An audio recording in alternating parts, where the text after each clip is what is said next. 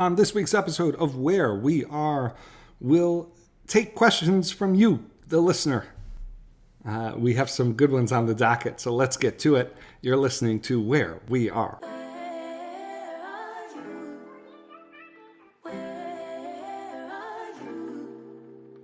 Hello, you're listening to Where We Are. We are the Wheres. I'm Michael. I'm Melissa. And this podcast is brought to you by the That Sounds Fun Network. So glad to be a part of that great team over there. And Melissa, glad to be with you for this episode. Brief leg update. I got the clearance from the docs on Monday to put weight on my leg, and I'm hobbling around now on 2 feet as opposed to just one, and so I feel good about that. I have 3 toddlers in the house right now. It really is. You just shuffle along. It's just kind of shuffle along. But I'm starting to feel like I'm turning a corner. Which is good. Housekeeping items. Thanks for all the positive feedback on the Where We Are brand consolidation with our Substack. You go to whereweare.substack.com and check that out. Thank you also to everyone who's given such positive feedback on the book. I'm excited about it, and it's so good to hear from so many of you who are excited about it. Thank you for those who have pre-ordered. It really is. And I know it seems like, well, gosh, Michael, that book doesn't come out for 8 months. But publishers, booksellers take pre-orders as a sign of how excited people are for the book. And so appreciate you all. I appreciate those of you who have pre-ordered The Spirit of Our Politics, which I'm really proud of. Sent in the manuscript this week. Well, there will be proof editing, so we'll do another round. One thing I can announce, at least I think I can announce it, I will announce it here, is that I also got clearance this week to narrate the audiobook. So I'll be doing the audiobook. So I'm reclaiming hope you didn't narrate. You had a narrator, but this time you're reading your words. Yes, so that'll be fun. So those are some housekeeping items. Melissa, how are you doing? I'm doing great. We have friends here this weekend with their babies. We've got a baby in the house again. We do, and the baby wore our baby's bib at dinner, and it was just, I was getting nostalgic. I was thinking about our babies. I know you're looking at me like, it's so nice to have a baby again. And I was like, no way, my dude. My answer was, I can't wait for all of our friends to bring their babies to sit at our dinner table. Yeah, that was pretty deft diplomatic maneuvering from you. We haven't done a listener's question episode in a while. Yeah. We sent out the flare, and we got some great questions back lots of good ones. From so many of you. And so we'll just cover as many as we can. A mix of serious and fun, or just more personal, and we'll just get to them as we can. But Melissa, what do we have up first? Let's do it. Okay, so there was an executive order last week made by President Biden regarding childcare. What are our thoughts on it? Yeah, I mean, so this executive order is basically in lieu of major legislation. It's really clear. For those of you who will remember, when they made a decision to split Build Back Better into the infrastructure bill, and then sort of social policy bill, and then child care was it didn't make the cut of what they could push for. And so, and then Republicans won the House. So it's really clear we're not going to get a federal child care bill this session. So the Biden administration did this executive order with what they could do with their authority. And I'll be honest, there are like 50 different administrative directives. I think the most significant headline is, one of the things they're using is trying to direct resources funding that was approved under the bipartisan infrastructure bill, and the semiconductor bill, trying to redirect those resources to support access to child care. But basically, for those that are affected by the executive order, it will generally help. They'll have access to funds, but this isn't a massive deal for the American people generally. It'll be a massive deal for the people who it touches and who are affected. I think we've talked about the Family Fun Pack, Matt Brunig's family policy proposal. And look, I think so much of a Democrats' child care policy is intentionally seems to be written to just make sure that stay-at-home parents don't get support. It is very much written with a workforce priority. And we've talked in the past. There was a New York Times article now maybe 12, 18 months ago, maybe even longer than that, where New York Times surveyed a bunch of academics, mostly economists, which is super telling about what family policy the Biden administration should most prioritize. And it was just stunning to see the assumptions that were embedded in academia generally and in policymaking circles about what pro-family policy is for. And I'll give you a hint. It's not to be pro-family. That it's a very much like an economy first. It's an economist mindset that many are bringing to these questions, not a family stability mindset, not a family flourishing mindset. And so I think, Melissa, that I do think childcare is an area where, yes, there are different ways to go about it. You could do block grants, whatever, but generally I think it's going to have to be a federal policy to meet the kind of need that's necessary. Yep. The system is way too broken when it comes to the caregivers themselves not being able to make a decent wage for the kind of work that they're doing, and then the system is so expensive for parents. And so there's somebody in the middle making a ton of money, and so that needs to be fixed. Yes, and so I think federal intervention is necessary. I have to say, my skepticism for our national politics, our federal institutions being able to responsibly deal with family policy is not increasing, to say the least. Mm-hmm. And so I'm concerned about the kinds of policies that would come out. But I would love to see some responsible, reasonable, open policies that give families the support that they need. I agree with you, Melissa. The situation is out of hand. It is unsustainable. I don't see why. I know there are a bunch of political reasons why there can't be a direct subsidy to parents to care for to help support childcare as they see fit, whether it's subsidizing stay-at-home care or subsidizing institutional care or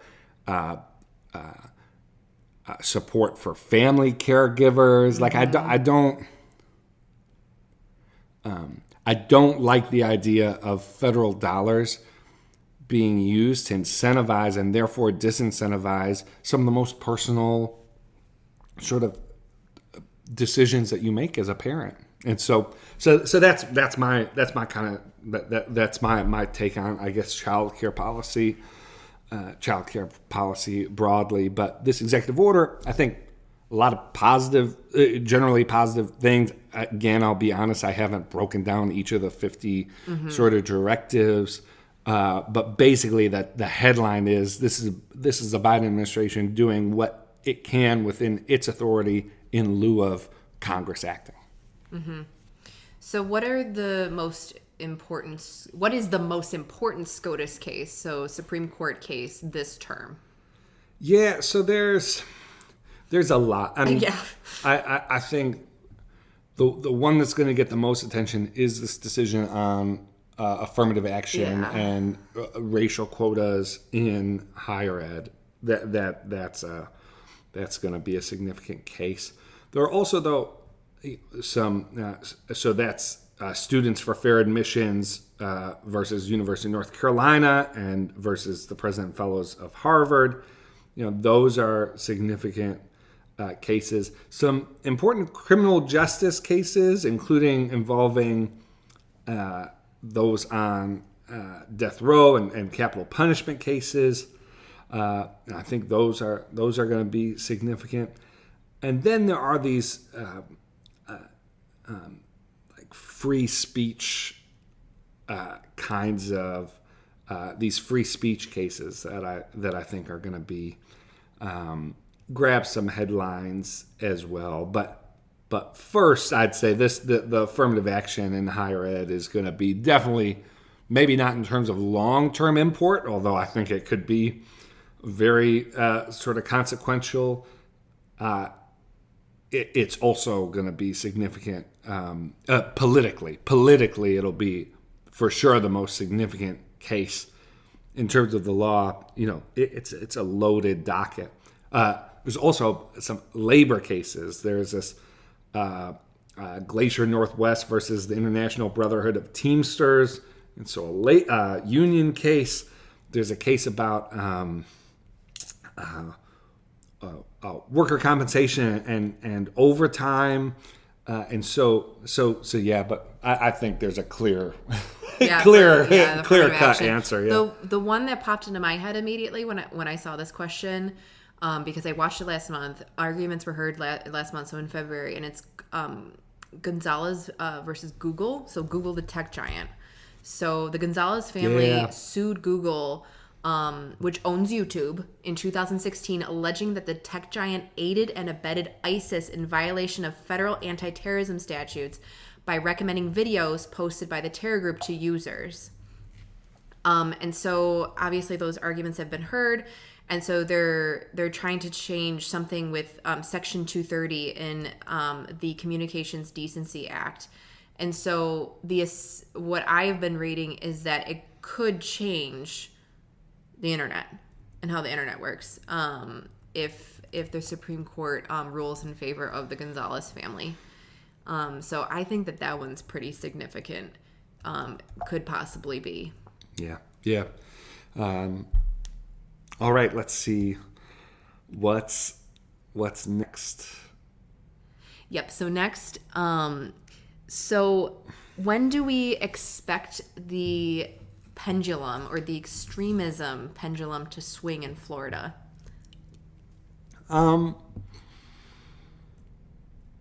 Look, I think it remains to be seen how DeSantis is going to perform on the national stage. But I think as a state politician, he's dominant in Florida. Mm-hmm. But it doesn't just come down to him. They now have two Republicans in the United States Senate too, so they're pretty dominant in the state. I don't know if we can go into a full diagnosis of the problems Democrats face in the state, but I think top of the list has to be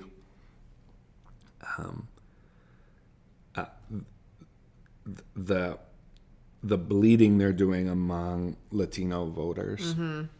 Yeah. And until that gets addressed, then I don't think I think Florida is a pretty solidly red state. I mean, when I was on the Obama campaign in 2008, it was one of the top tier battleground states, and we won Florida in 2008. Obama, once Obama was off the stage, then yeah, it's sort of fallen off of that sort of competitive status. The next question is, who should Christians read for political discipleship? This can be either classics or contemporary writers. Yeah, so it's a good question, and this is, something of a self-serving answer, but it is just like my point of view, which is, the book. I wrote The Spirit of Our Politics because there's a reason why there aren't that many great books on this subject. There are books on Christian worldview. Mm-hmm. There are books on here's the agenda Christians ought to have. But there's books that diagnose like why American Christianity is the way it is. Yep. What is the relationship between Christianity and politics? There's a bunch of books on that. Right. But I'm hoping The Spirit of Our Politics, Spiritual Formation and the Renovation of Public Life, my book that will be out in January, will be contributive in this space. I will say, Professor Vince Bacote's The Political Disciple is a very worthwhile, important book in the space. Would recommend it. And then it's more, you kind of have to construct exactly from different resources, what this looks like. I mean, I don't want to preempt myself here, but, my book draws on the work of Dallas Willard for a reason, which is I didn't see that many great resources on political discipleship. So one of the bridges that I thought had to be built was bridging the spiritual formation, the discipleship sort of genre, and those resources with those of politics, political theology, that kind of thing. But, can't go wrong reading Bonhoeffer, can't go wrong reading C.S. Lewis, can't go wrong reading Howard Thurman. But the question uses specific language, and again, with the exception of my friend Vince Bacote's wonderful book. Oh, and I should, Caitlin Schess has a wonderful book that I was honored to write the foreword for, The Liturgy of Politics. I was very excited. I actually met Caitlin in a hallway at a conference, and told her how highly I thought of her work, and told her, and this was years ago, this was before Liturgy of Politics came out, told her I was working, told her I was planning to write this book about spiritual formation and politics. She told me about Liturgy of Politics. I told her, whatever I can do to help you. I think this is such an important thing. I'm so glad you're writing on it. And she asked me maybe a year later, she said, I recall that conversation. Would you consider writing the foreword? And the rest is history. Caitlin is now part of the Public Life Fellowship Program for CCPL and a good friend. So I'd also give a shout out to her book. So next question is a big one, and we get asked this questions like this a lot. So happy to have this one. But how do you repair relationships that politics has caused to become estranged? I'd love to hear what you have to say on this. I do write about this extensively in the book. It's a really tough thing. I have some thoughts, but Melissa, Yes. what would come first to mind for you? Yeah, part of it is like, who can you control in any given situation? There's been an estrangement, whether it's from a friend or from a family member. Most likely, it's family member with the use of the word estranged here. Is that you can't really control how other people react to any kind of reconciliation. Only you can really control how you react. And one of the sort of pitfalls or challenges that I see for a lot of people is that they kind of go into it still with a chip on their shoulder of I haven't done wrong, or I believe that, this person that, I've become estranged from has a terrible worldview, or this particular politician they've supported, I think is anathema to any kind of human flourishing. If you hold views that strong, you often go into the conversations like sort of revved up to become angry, which led to probably like the fight or like the series of fights or disagreements that you had that led to the estrangement in the first place. And so I think it's really important to sit and reflect on how will you actually approach this situation? How will you approach this person? Asking God to help you with whatever anger arises, help you to be slow to anger, help you to see the bigger picture, help you in the fruits of the spirit when it comes to approaching this person again. And I think that's a start.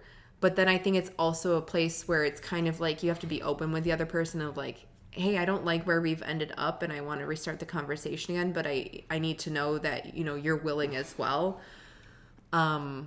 Because I think also starting a conversation with somebody who's just not ready or willing, you're just going to end up in a bad place again where you're just like thinking ill of the person and not, leading, whatever forgiveness that you should be seeking, it might be difficult to bring that out again. So this is just generally what I see when it comes to like the actual on the ground. What is it like to actually reapproach somebody you're estranged from because of political views? And the last thing, you've heard me say this a bunch of times, you've heard Michael say this a bunch of times, is about trying to hold your politics a little bit more lightly. When you're doing that, obviously I understand that there are certain situations in which like there might be other stuff at play, but if it really is a disagreement on political issues, humility is going to go a long way if reconciliation is what you really seek. Yeah, it's a good answer, Melissa. I mean, I think I'd just add,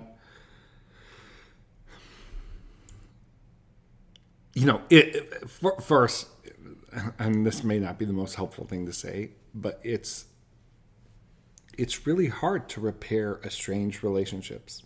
It really is. And so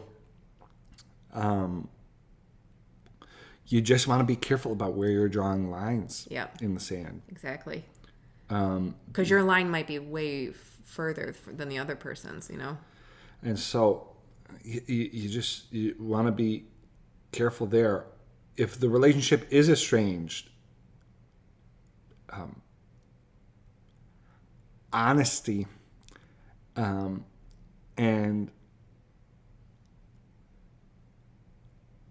going back and saying, I made a mistake. This disagreement was not and should not have been as important enough to me to risk our relationship, and just being really really direct in saying that. Because here's the thing. You can't just say we're going to agree to disagree. Mm-hmm. Because if you have an estranged relationship over politics, you just have to understand that it's no longer about political disagreement. Mm-hmm.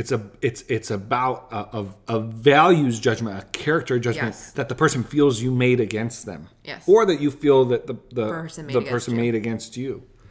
And so that has to be reconciled, or else, even if you get back on talking terms, like that unless that underlying sense of condemnation is addressed, mm-hmm. Then that's going to be a dark cloud over the relationship, even if there's at least like perfunctory communication. And so that's what I'd say. We do talk about this quite a bit, so it's a question that comes up, and hopefully that answer to those of you who have heard us talk about this before, hopefully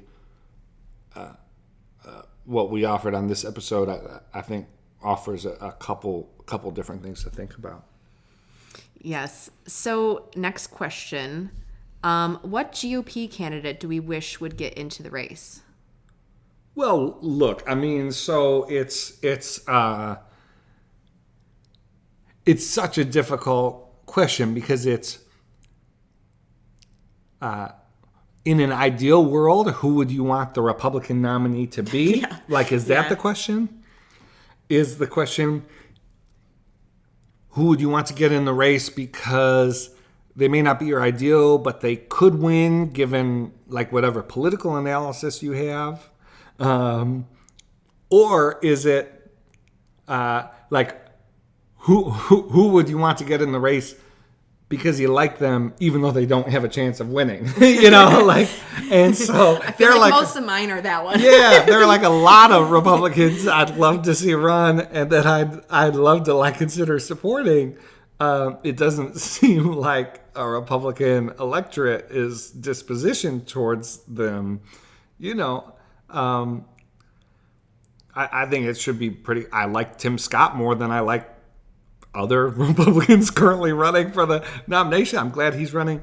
I think so highly of former Governor Bill Haslam. I knew it. I knew that was going to be your answer. Of Tennessee. John Kasich but those are all, those folks are for different, different questions, like I'd like, it's so complicated because then you talk about these candidates getting in. Well, what if they draw 10% of the vote and it just leads to someone who isn't as good of a candidate winning? And so, but those are some of the people I'd like to see in. I've said before on this show, and this idea is only, I'm only more convinced of this as I've watched her. Katie Britt, new senator from Alabama. She's young. I'm telling y'all, I just want to put because oftentimes with Melissa, I'll say things and they happen, speak it out loud. but I have no proof. So I'm just putting the flag in the ground. Katie Britt could be a VP running mate as early as 2024 if the running mate is someone with national security credentials already. If the top of the ticket is someone with national security credentials already. But she's going to be running for national office down the road. One more name to throw in the mix, Chris Sununu, New Hampshire, wildly popular. Yeah, he really is popular. Disagree with him on some stuff, like everybody. But Sununu would be an interesting candidate in the race. Rubio has had a tough go. He's had a really tough go, but I don't think I've said this on this podcast before. I think I said it on Faith when I did Faith 2020, the podcast I did walking folks through the 2020 election. So much of the hate against Rubio is, look, he's made mistakes. He's taken positions I don't agree with. So much of the hate towards Rubio is a direct result of millions and millions and millions and millions and millions of dollars being spent against Rubio because Democrats were terrified of him. Yes. And people just take this stuff as if, this was inherent. This was inherent. The focus on Rubio was just like a rational, unbiased sort of unbiased observer sort of singling out the worst Republicans, whatever. No, people were terrified of him. Like the crooked media guys, my old White House colleagues, they went after him ruthlessly. Mm-hmm. And it was because they were terrified of him, terrified of a Republican Party that was led by, 2012, circa 2012 Rubio. Yeah. It does remind me, though, of something I want to go back to, which is kind of a current event thing. I meant to raise on the SCOTUS stuff, which is like a similar... This is going to be maybe like a...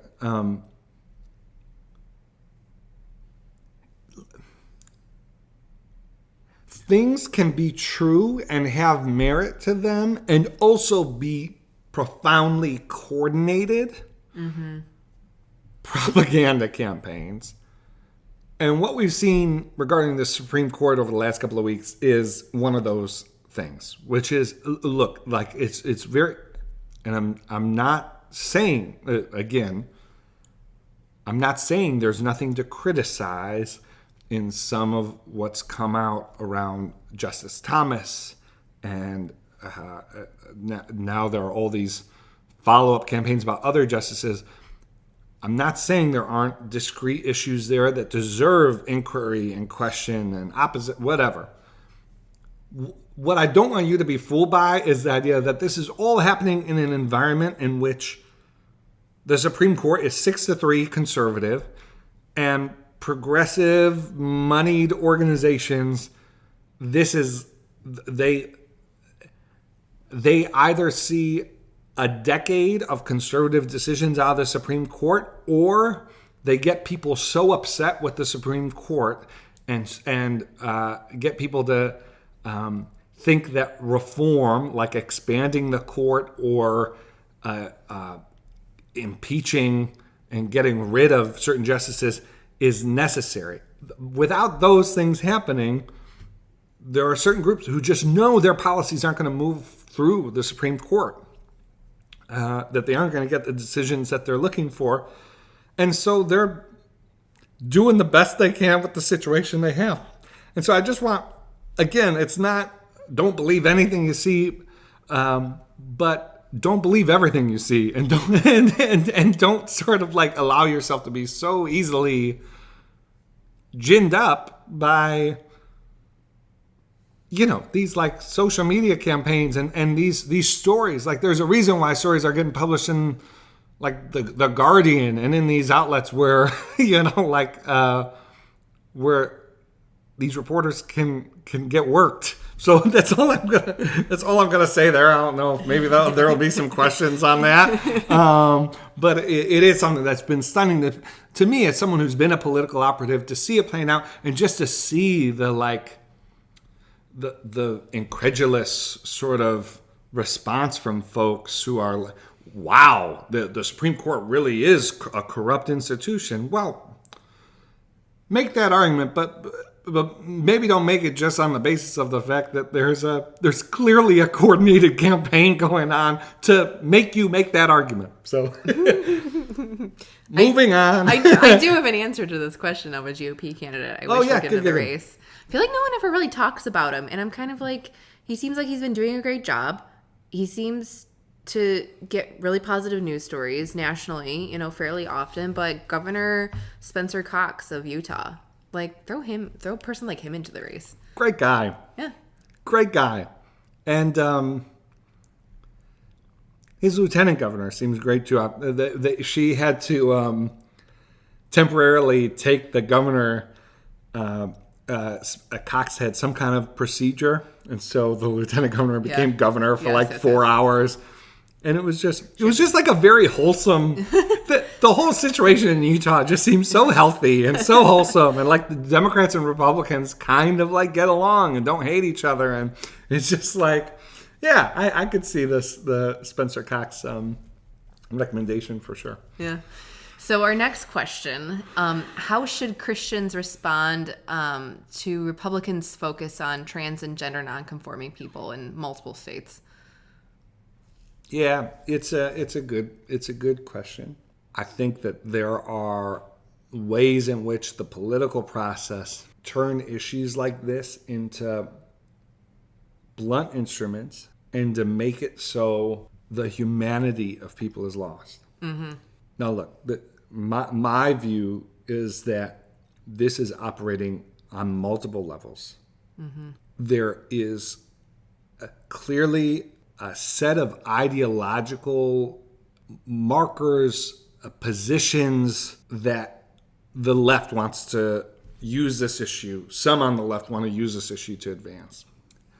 And so I'm not someone who thinks like these discussions can't be or shouldn't be had, that nothing can be contested, that as long as no one is forcing, like there's all this rhetoric. Well, what does it matter to you? Well, there are all of these ways of how society functions that are embedded in how this argument plays out. And so you just need to be attentive to those things. What I will say is we've also seen play out before a deep antagonism to individuals seem to be quote unquote working politically until it doesn't. And it was wrong in the first place. So it was wrong to ignore and even use the gay community as a punching bag during the AIDS epidemic. So they were either ignored or sort of made into a pariah. It was wrong to do that substantively. I will say politically, like those things come home to roost. Like a political approach of disgust only works, again, quote unquote, works for so long, but that wears out. So all I'm saying is that if Republicans want to push back in any way, and especially for Christians to be a part of that, in some of these discussions, both as a matter of Christian duty and respect for the person, and also, and then secondly, out of the fact that we share a community together, and we are to go back to basics. Politics is an essential form in which we are called to love our neighbor. So maybe the simplest way that I could say this is if your approach to this issue isn't one in which you could say with good conscience, my approach is oriented toward the good of my neighbor, then your approach isn't Christian. And there was a assemblyman, there was some official down in Florida who was presiding over a committee, I believe it was Florida, who was presiding over a hearing on these issues. And he didn't just state a policy position. He didn't state a positive argument about what the law should be. He used language that was akin to some of the worst, most dehumanizing political movements that we've seen in the last century. And he used them relating to transgender folks. And Christians need to just be very clear to not align themselves with that language and to actually say that is not okay. And what I worry about is because some Christians are concerned about where the policy and where the culture is going on some of these questions, that they will be quiet and even get like a little emotional thrill, a sort of resentment-filled thrill when politicians speak about transgender folks in a dehumanizing way. And that has to be resisted first and foremost. And if you can't participate in this discussion, if you can't think about these issues without feeling that sense of antagonism, then I'd urge you to sit it out. I'd urge you to cede the issue to those who can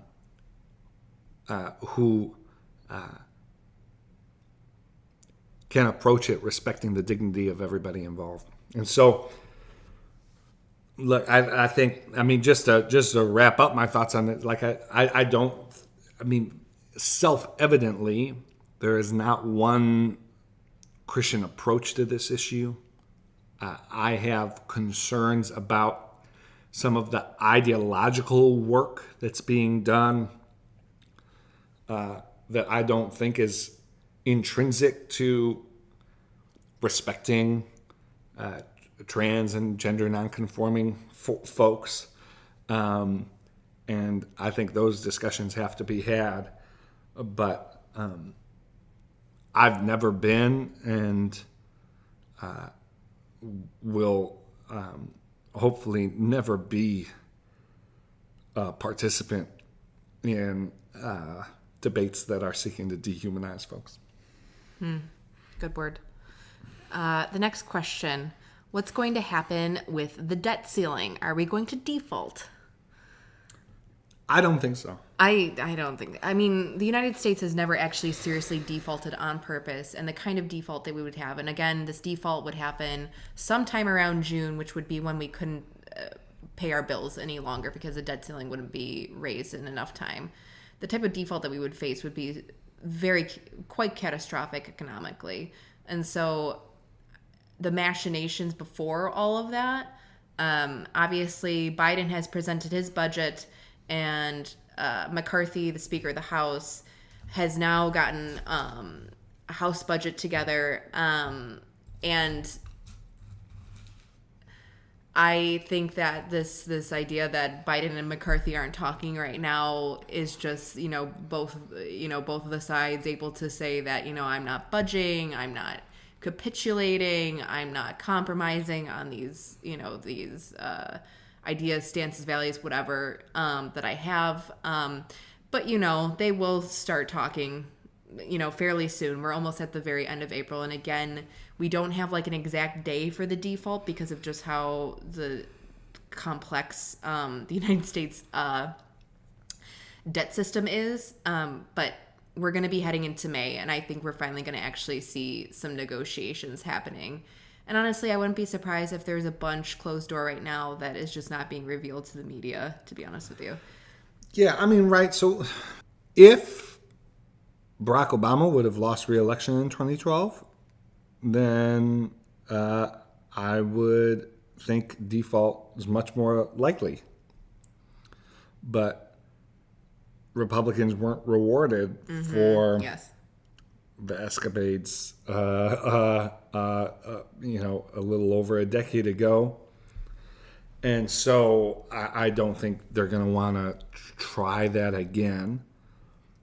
I also don't think the Biden administration can afford to be viewed as irresponsible or holdouts here. We talked in the morning for the Morning Five this week. The House did pass a debt ceiling bill, and so the House is on record passing a bill that would raise the debt ceiling, and so it makes it hard for Biden to say how unreasonable Republicans are.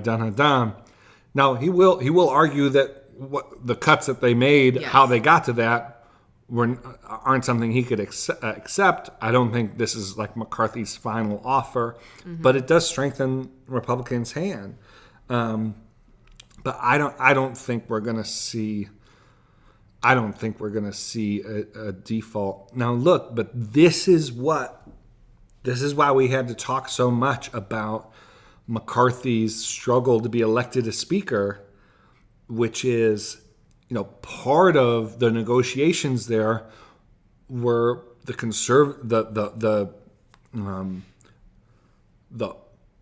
furthest right wing of the Republican Party trying to box McCarthy in so that he can't bring something to a vote unless the majority of Republicans support it. And I'm not recalling all the details now, but I believe they try to set the bar even higher than that, than a majority of the caucus. And so we'll see if speaking of chickens coming home to roost, if we see the ramifications of what McCarthy had to do to become Speaker, how much those box him in. But I think that they'll find a way through it.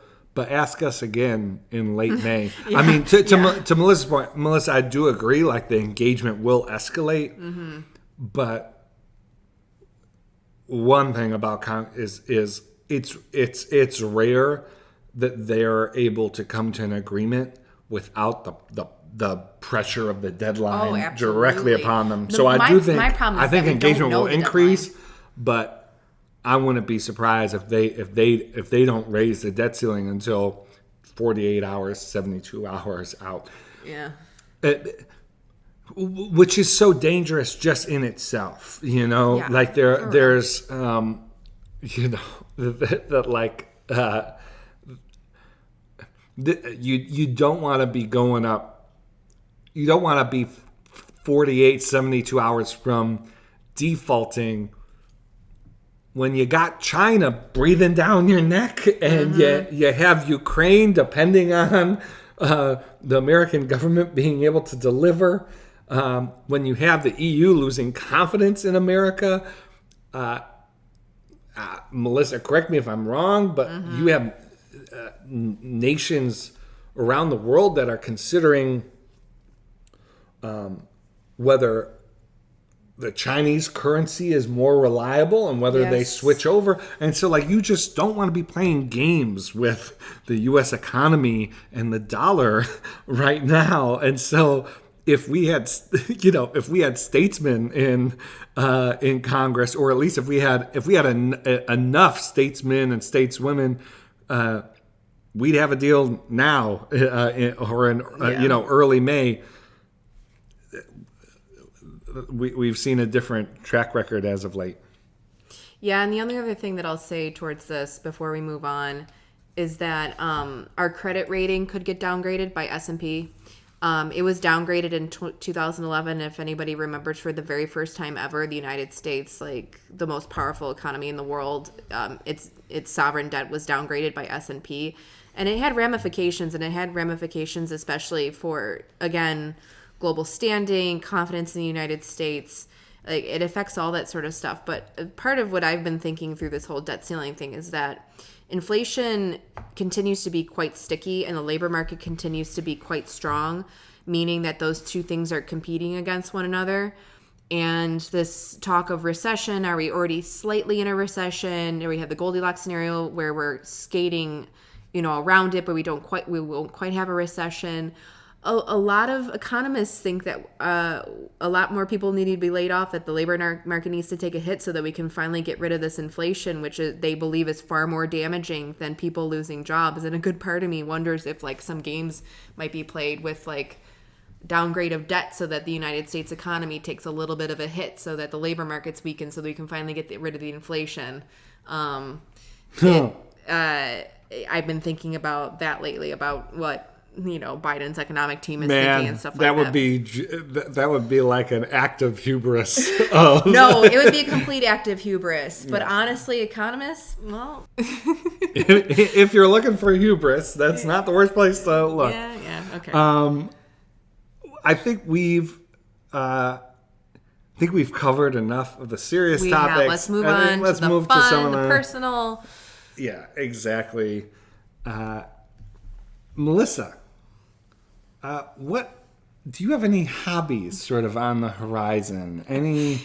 Any sort of anything you'd like to pick up, maybe in the rest of 2023? So I have to tell you, even when I was little, like I'm talking like 8 years old, people would be like, "What's your hobby?" I'd always struggle and scramble to say something because I've never been a hobbyist. I've never once been a hobbyist. Which is weird because, not to do Enneagram talk, but fives are, I think, like, wouldn't a five be the kind of person who would, like, collect stamps? I think there are certain fives for sure, but certainly not you. The type of knowledge that I thirst isn't collectible.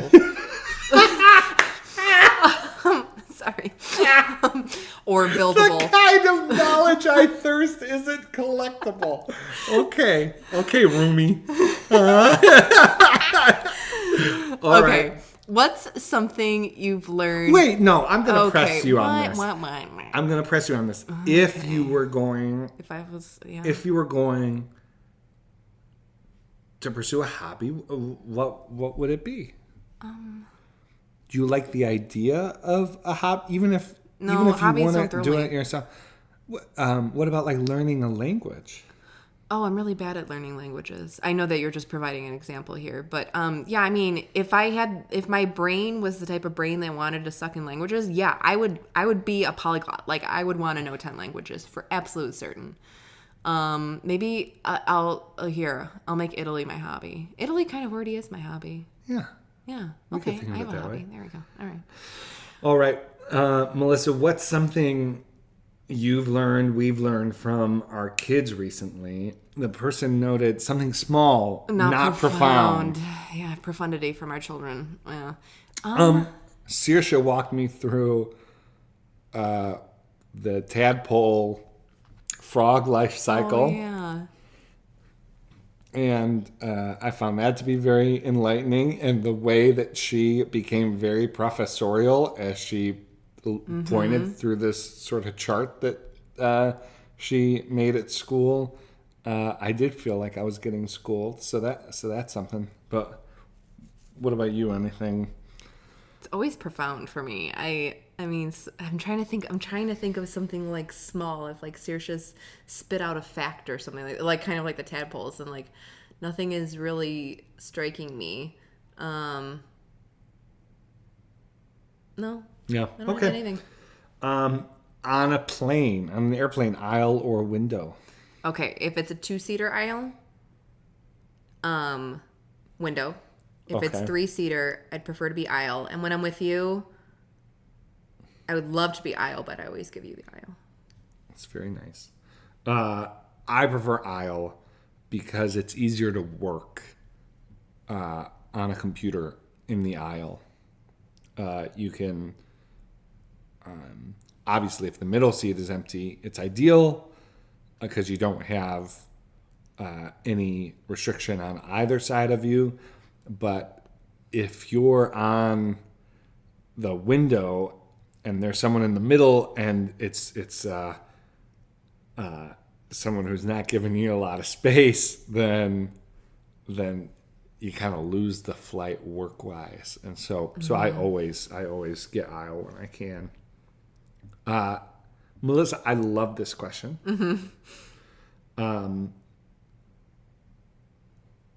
Which president would we want as a roommate? Which president has a roommate? Although I'm thinking I wouldn't want you to have any of the presidents as a roommate. Okay. But let's just really go. Need a female president, Michael. Well, this is why. This is the main reason why for this question, so that you could I can be a roomie with that hypothetically. Yeah. I mean, I think I have a couple answers. George W. Bush. He seems like he'd probably be a cute roommate. Yeah. Before he got sober or after? Oh, after. And then I'd say Jimmy Carter would probably be an excellent roommate. Oh, that's a great answer. The ideal roommate. So my ultimate answer is Jimmy Carter, but I think George W. Bush in his painting period, yes. Yeah. Yes! George W. Bush in his painting period. Post-presidency painting period. Yeah. Oh, man, it's a good question. I mean, right, so many of our presidents have a unique psychological profile. Yeah, so for sure. It's a great question because it's like, oh, man.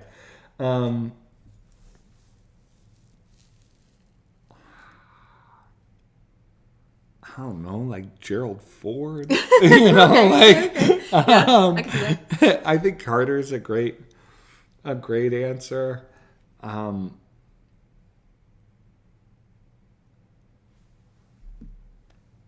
mean, Lincoln put up with Mary Todd's moods, so I'm sure he could put up with mine. Yeah. So yeah, I think it's a very difficult question. Yes, definitely. I'm interested. This is a question in particular. I'm interested in listener answers to, and we need a reason why. You can't just say. So yeah, Melissa, our favorite children's book. Well, my personal favorite is Corduroy. It has been since I was little. I love Corduroy so much. I gift that to people all the time if I find out that they don't have it for like their baby shower, their child, whatever. But a couple that I've liked since having kids, one would be Ellie Holcomb's Who Sang the First Song.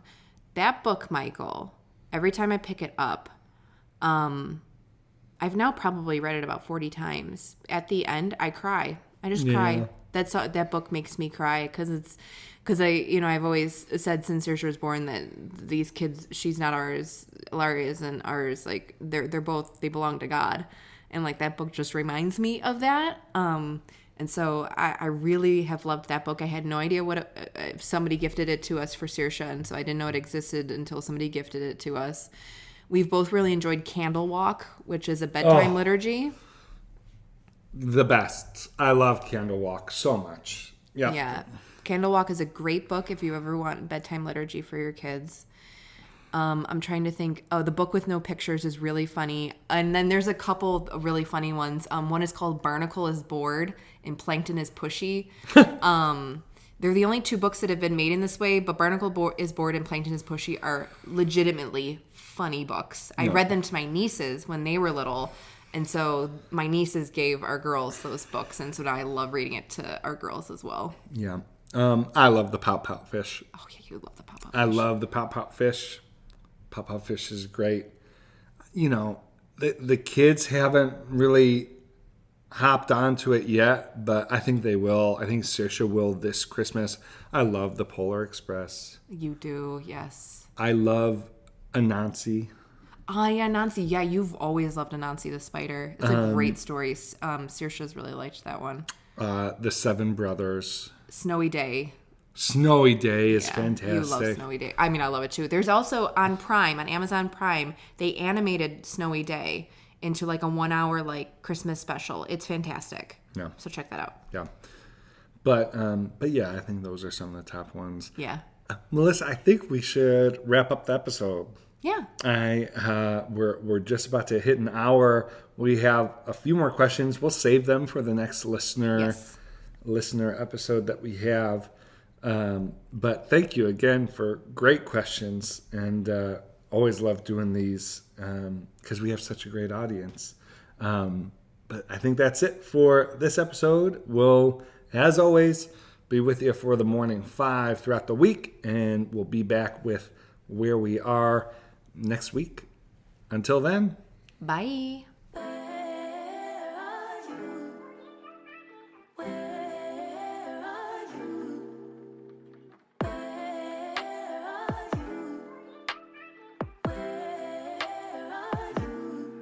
It's the end of the weekend, but I still wanna turn up. Yeah, I still wanna turn